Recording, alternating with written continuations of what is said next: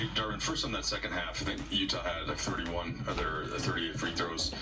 A lot of driving into guys, some different groups that you were trying, and not trying to get you to say anything about the rest, but how much of a difference did that make, and how much did you think it was, what did you think the reason for it was, I guess? Obviously I have to go back and look at the tape to be 100% sure, but, from my vantage point, I just see guys going to the basket. Our guys are not disrupting their path. Most times we're showing our hands, or even if it's only one hand up, the other hand is tucked. And now guys can just throw themselves into you, throw the ball up to the rim, and it's a foul. So it is what it is. I felt like, we had some ticky-tack ones. I was looking back at our replay guys that, usually giving me the signal whether or not we want to challenge, and they were all telling me in unison, not to challenge a bunch of those calls. So apparently we must have been fouling. But my vantage point, I just think it's a slippery slope, because then the same thing happens on the other end, and then there's no call. And now, you kind of, we say mental toughness. You got to have mental toughness. You have to be able to play through adversity.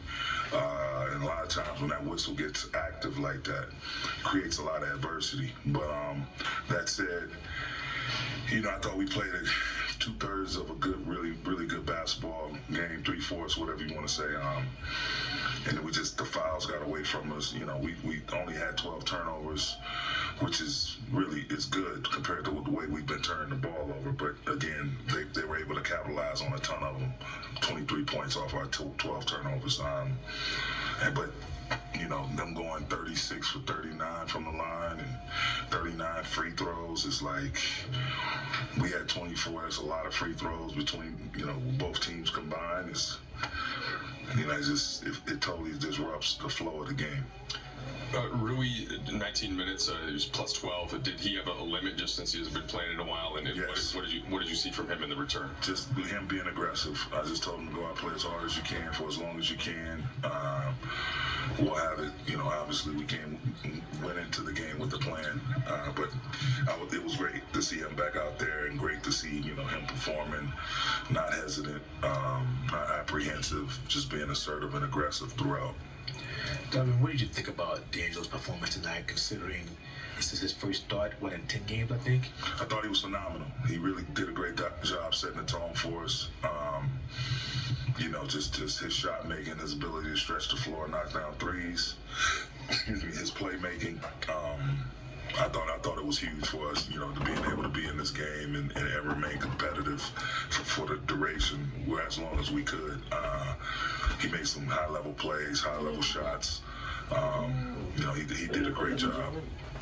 What did you make of AD's night? He had a career high in assists. Obviously, he had 15 rebounds, 4 blocks, but his overall shooting numbers and the turnovers, certainly didn't allow him to have as much of an impact as he sometimes can.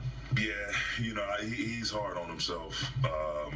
He had some shots that he took that normally go down, obviously in his sweet spots.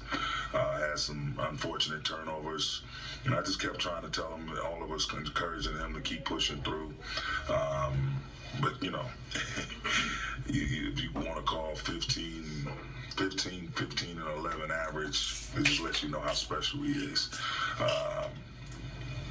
Just him being out there, continue to compete, the 4 block shots, even though he was having a rough night, 13 defensive rebounds. You just have to push through. It's unfortunate, bad timing, actually, with Brian not being in the mix. But, kudos to him. He continued to fight as much as he could, and he made himself available for us and stayed active defensively and stayed, making plays for his teammates, thus the 11 assists. Lakers are back at home on MLK Day.